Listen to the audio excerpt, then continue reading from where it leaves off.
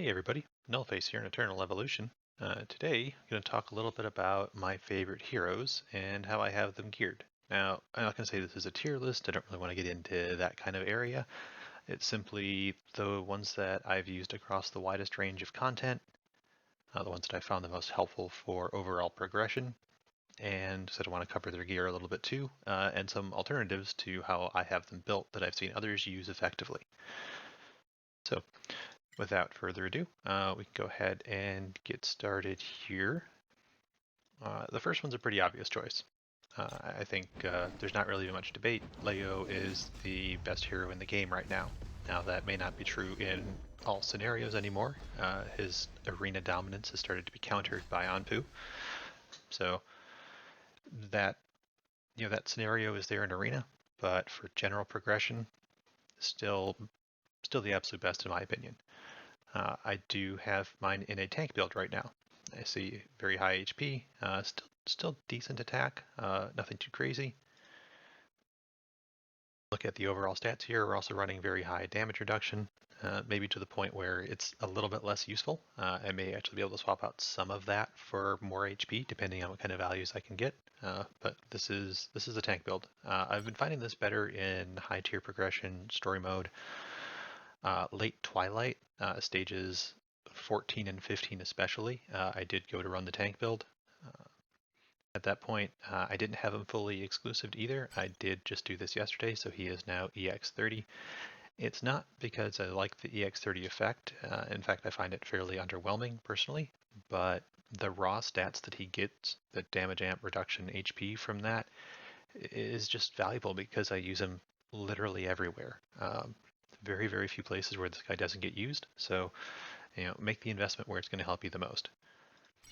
Looking at his equipment, I tend to run whatever pieces are best, not heavily focused on always this set or always that set. So as we go through, I look at the pants and Chester and Hero. Both of them have HP and damage reduction subs. The other ones are a little bit lacking, but I at least got rolls in good places on those. Now on the Radiant set, the Radiant Blade for the Vigorous set, HP damage reduction attack. So still getting attack in there. I'm looking for HP damage reduction and attack in any combination I can find where those rolls are solid.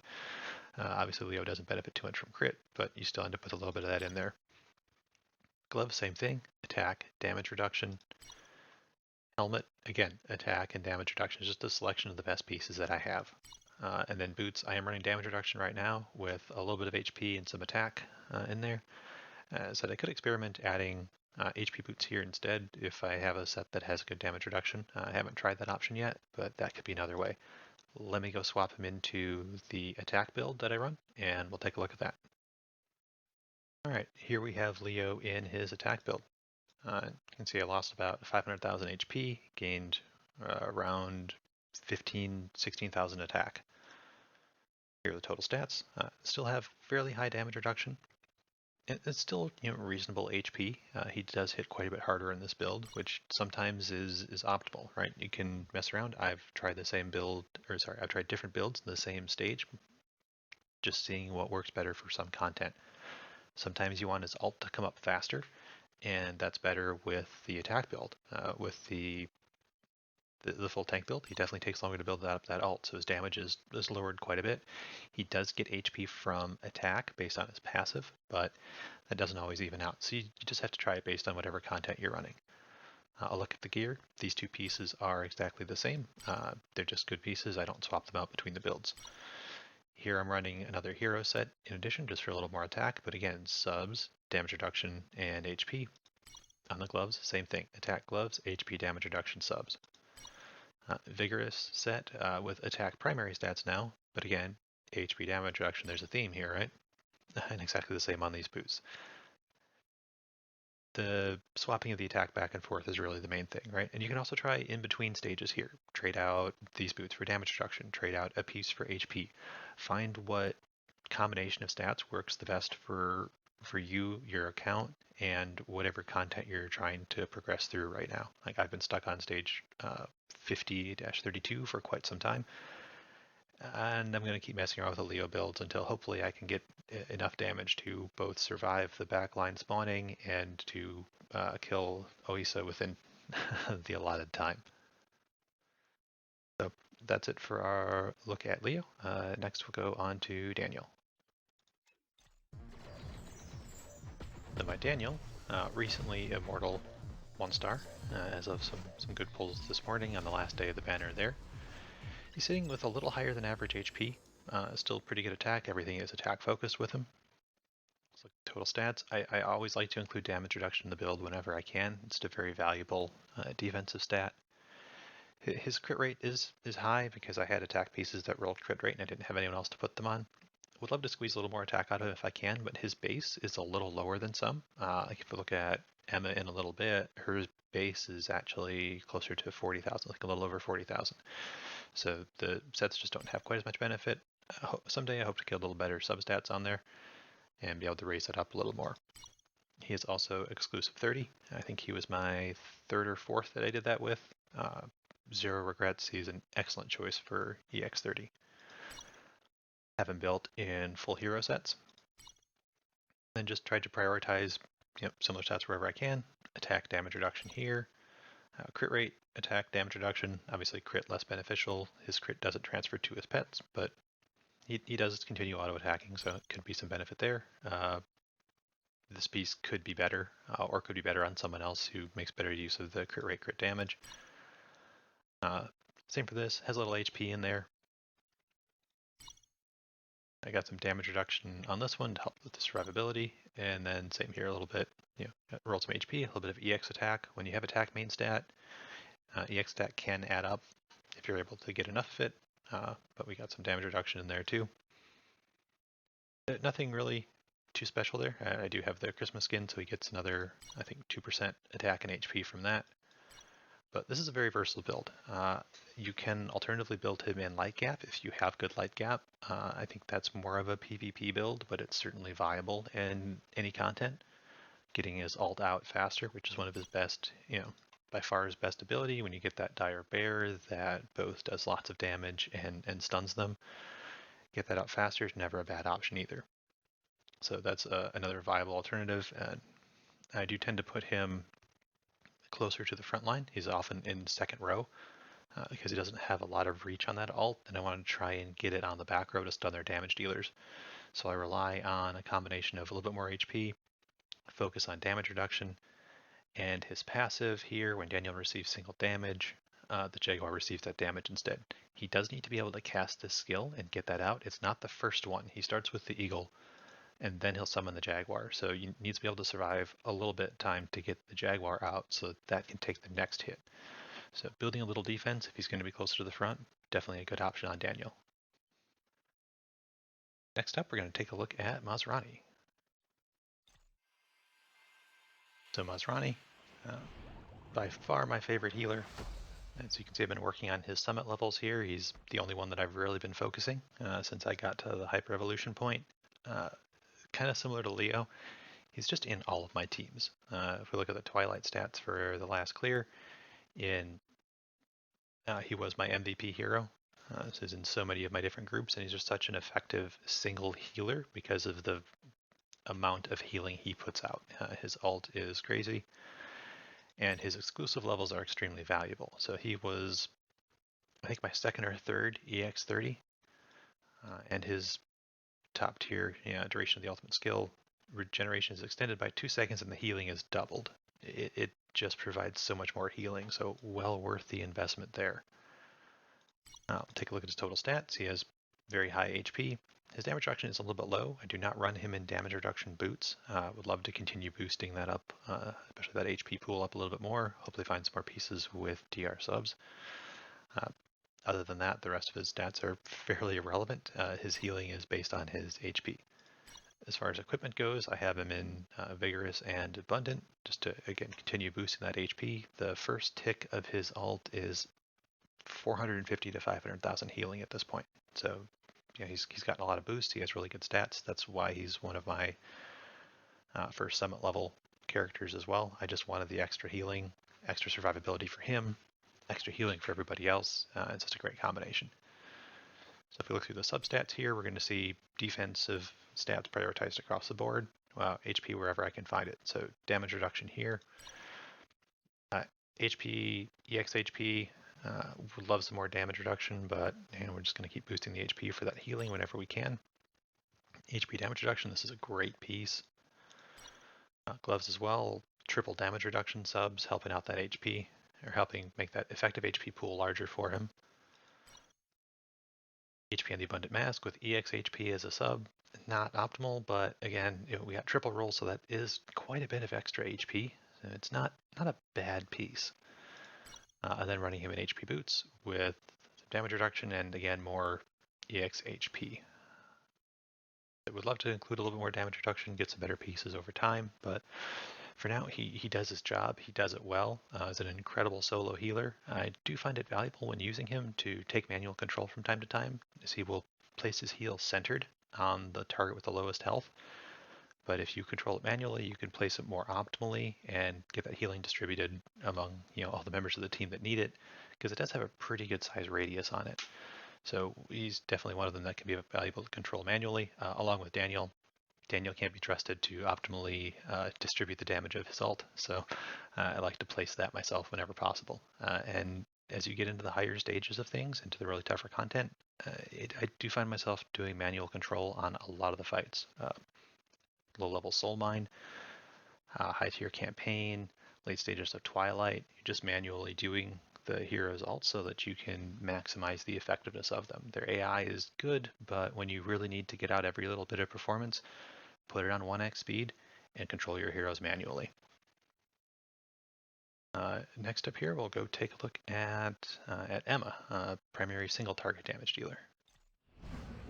Emma has been one of my favorite heroes for a long time, ever since I got her. I love rapidly auto-attacking heroes, always have. I don't know what it is, I just like watching them use their abilities. And in here, it also helps that your attacks build up your ult every time you use it, so putting her in the gear I have her in helps her just cycle back through her abilities even faster.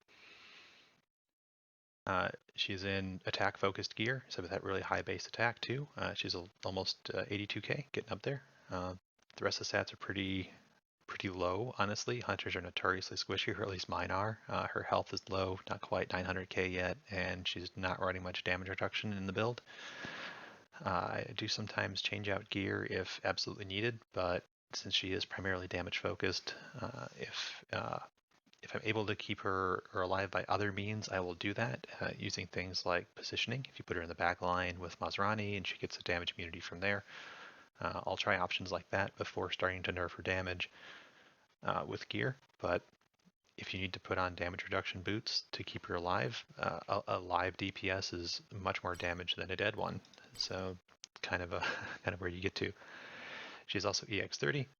Her weapon activation gets a huge bonus there because during the activation of it, her basic attacks have a chance to extend it. So if you get lucky with some RNG, you can basically keep it up the whole fight, and that skyrockets her damage a lot. So the benefit for EX30 was pretty huge there, in addition to the raw stats. I have her in hero and gluttony sets. Again, everything's attack focused. So as we look through the pieces, attack, crit rate. I do include pieces with accuracy when possible. She does get some bonuses from accuracy. I have her sitting just above the threshold for the stun duration. She's not there for the mini bombs yet, but we'll get there through the guild tech eventually, so I'm not worried about finding accuracy subs. So double roll attack there, also double roll attack with one in accuracy here. It's pretty good. Attack with one accuracy here as well. Some good gluttony pieces. Attack main, accuracy one roll. Ideally, would like to find some boots with a little bit more defense in them, just to help keep her alive a little bit more. But gear farming takes time, right? Back here with damage reduction sub, pretty good. And then the gloves, HP defense. This piece is not very good, but it's what I have that gets me these two sets right now. Regearing heroes is a part of the game, and not my favorite part. So it takes a lot of time, but it is worth the effort. This piece might be something I need to look at replacing here soon, if I can get a little bit more survivability, or if I can do some testing to see if defense is actually worth keeping. Probably not, but it's got accuracy, little HP, you know, it helps. It helps overall. I did not get the Christmas skin for her, so I don't have the bonus from that, unfortunately. But still does what I need her to do, despite that. Next up, we have Bailey. So Bailey is one of the harder to get characters in the game, right? You have to get him through the recruitment event, or I believe the upcoming Valentine's Day event, you'll be able to get him from there too. He's a little more stat hungry than most. He's an assassin, so you want to build him with a little bit of survivability. Not much of damage reduction in his build, but he's got a little bit of HP under there. He does need crit, he does need crit damage, and he needs lots of attack. So trying to split things across there is a little bit challenging. Take a look at the gear here in just a second. He is exclusive 30. His EX 30, it's really good, but it kind of falls off late game.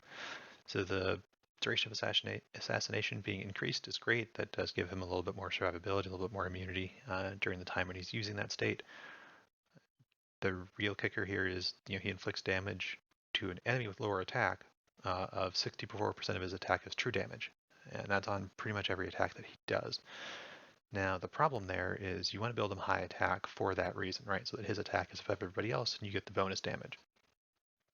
You get to late game, at least in PvE scenarios, that just doesn't happen anymore. The opposition just has such a crazy stat block that you can't get above it anymore. So technically, if you're using him for late game PvE, which generally don't, but it is sometimes worthwhile. I like using him in teams where we can leverage the Pain Rune as an additional CC. Sometimes getting him into the back line, because he will target them right away. Getting him back there with a shield that can explode and stun, it can be very valuable. I actually use that to pass Soul Mine level 371 or 72, and he was part of the team that did that. But if we look through his gear, we got him in actually triple sets here, right? Crit damage, crit rate, and attack, just trying to boost all the stats a little bit. We've got Sun Signet with crit rate, double rolls, crit damage. Attack, damage reduction, crit damage, crit rate, all of these stats are good for him, right? He makes efficient use of all of them, and I don't even mind them being distributed this way. Stacking them is great in some scenarios, but when you can use all of them, it doesn't matter too much if it doesn't land in a triple roll scenario here. Now here we do have a triple roll, really good crit rate, crit damage, not too much use for the other ones, could do with other subs there, but it needed to get his crit rate boosted up, and this piece was perfect to help with that. Bottom row is going to be full attack, crit rate, crit damage. Not great other stats here, but I could probably swap these boots out to better ones. But at the same time, since I'm using him less now than I was before, it's not as worth optimizing his build as it could have been at one point. This piece is really, really good. Crit rate, crit damage, and overload set. The other subs are not good, but at least we got the rolls. And here again, crit damage. Other two rolls, not too much. Now, I do have him in attack gloves, so it's been a little harder to get that crit rate, crit damage stats boosted up. But this, again, keeps his attack high enough that in arena scenarios, I'm still able to hopefully have more attack than whoever he's going up against, and he'll get that bonus damage. If I get heavily into arena, which is unlikely but not impossible, I'll probably look to optimize his build a little bit more because he's still extremely powerful there, and it's probably one of his primary uses right now. Onto yet another damage dealer. Let's go take a look at Ravenna. So Ravenna is one of the first triple S heroes I got. The initial banners were her and Luke. I didn't really know what was going on at the time, had no idea. I was like, hey, this chick seems cool. She's a very, very good damage dealer. I've actually found her to be useful in a lot of places that I may not have originally thought. So looking at her stats, decent health, pretty good attack. She does have good crit rate, crit damage stats as well. And so I was able to focus these a little bit more. Damage reduction has enough. I use her in a lot of Twilight stages, especially all the energy bond ones. She's not necessarily essential, but certainly incredibly helpful to have in there. She is recently exclusive 30. My second to last Leah was my most recent. Ravenna was right before then. No regrets about her either. She gets a really good bonus from the 30. And I'm only touching on the 30 because I think 20, EX 20 for Triple S is pretty much, you should definitely do that whenever you're able to on all of your Triple S heroes. The ones that go to 30, more situational, more what you need, what you use the most. It amplifies the scaling that she has though, and that helps a lot. Her stacks now start giving her additional bonuses, reducing your cooldowns, letting her spam abilities even more, giving her crit damage and more cooldown. It's a really good EX30. Plus it helps just boost up her attack, which was the stat on mine that was lacking. Had good crit rate, crit damage from the gear. She was a little low on attack, so it kind of helped shore that up a little bit. We've got her in Subsignet and Double Overload, focusing a little bit more on the crit damage here. Start with the gloves. She is not in crit damage gloves yet. Again, I can go back and shift gear around. Haven't done it. The stats, the subs on this one are honestly terrible. The only one I care about is the one that didn't get a roll. Those should probably be replaced, but she still does her job despite that, right? So until I start coming up short on the damage requirements for things or just needing to optimize overall a little bit more, I've been putting some of my newer gear onto newer heroes as I build them out. Weapon here, pretty good. All useful stuff. HP, crit damage, attack, damage reduction, very solid. Crit rate and attack with another sub and crit damage here on the chest piece. The pants, again, crit rate, crit damage, attack. Pretty good distribution there between the stats. Boots, attack, HP damage reduction with 1 crit damage sub. These could be higher damage, but her damage is already really good. She scales up over time, so you got to keep her alive to get to that scaling. So I don't mind that these roll defensively in the substats. Lastly, on the helm, same idea here, right? I could get more damage out of it, but she will get the damage if she can survive through the fight. So just make sure she can stay alive. She is also harder to keep alive because she usually sits in the mid row. Her range is not that of someone, say, Luke or Emma, who can just kind of reach out and attack whoever the closest target is. She needs to be up in their face, so she needs to have a little bit more emphasis on the defensive stats since there's just less safety built into her positioning. So that's kind of the logic there. At some point I do need to go fix those gloves though. I didn't realize how bad those were, so maybe after the video's done I'll go see if I can optimize just a little bit more there. Talk about Ravenna here, so now we're going to go take a quick look at Luke. So Luke, as I mentioned in the Ravenna part, right, one of my first 2 heroes, he was kind of neglected for a long time, and I don't mind that decision. Luke has a very good kit. He has a lot of damage, right? Capable of looking at a 44k base attack. That is insane. You can scale him really well. But he is more of a late game hero. I found Ravenna to be more bursty and just overall have higher damage output. Luke does bring the debuffs though on the curse and just the straight up decreased defense. So when you get to some of the later story stages where you not only need to cast damage over a wide area with relative safety, but you want to bring the debuffs for your other heroes as well. You've got Leo up there doing damage, bringing the debuffs for him helps out a lot. So I see Luke is a little bit more niche, a little bit more late game, but still extremely valuable. He is EX20. I'll probably take him to EX30. He probably won't be next, but he is on the list, just not very high. The damage bonus there, I'm sure it's great and helpful, but kind of waiting to see what comes out and where my priorities end up being here. Look at his equipment. Luke is one of the heroes that does have multiple builds available to him as well. So if we take a quick look at his talents here, there is a talent in the first row. Well, the Night Curse reaches 3 stacks, all damage dealt by Luke's skills is converted to true damage, and they no longer are able to crit. I do have that selected right now. I think that's probably the best for very high tier content where the defense values on the enemies are very high. You can also build him crit though. I think Gameplay Horizon recently did a video on Ultimate Crit Luke, and he did really good damage with that too, like upwards of 1 million damage crits across his ult. So not the build that I have him in right now, but certainly a a viable option that you can build him with. So if we go across his stats here, attack, damage, reduction, defense, attack again, crit rate, which he unfortunately can't use at all right now, attack and HP, bottom row, all attack, so we've got a little bit of EX here, and then just some survivability.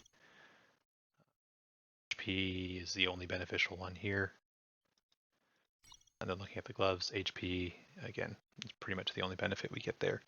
So Luke is just built as a straight up attack machine right now. And he does work. I bring him into sometimes a late stage story where I need more of a damage spread across a larger area, or I'm just a little bit short on damage for a few targets. Often use him in conjunction with Daniel.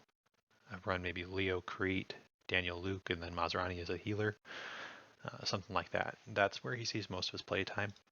Have used him in Energy Bond as well. He was good there in Twilight. I just saw a little bit less.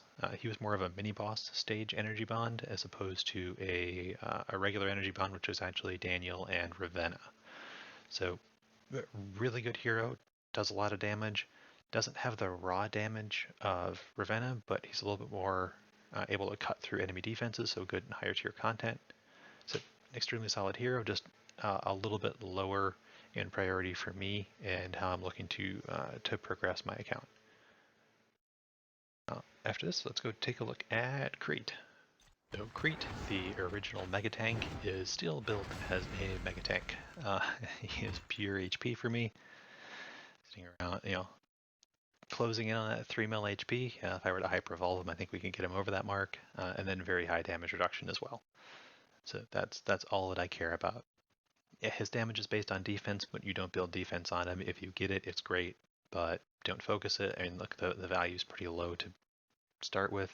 His attack value is actually higher than his defense, and if you look at his skills, the damage is based on defense. It's kind of strange. He is a Mortal 1 crystal for me.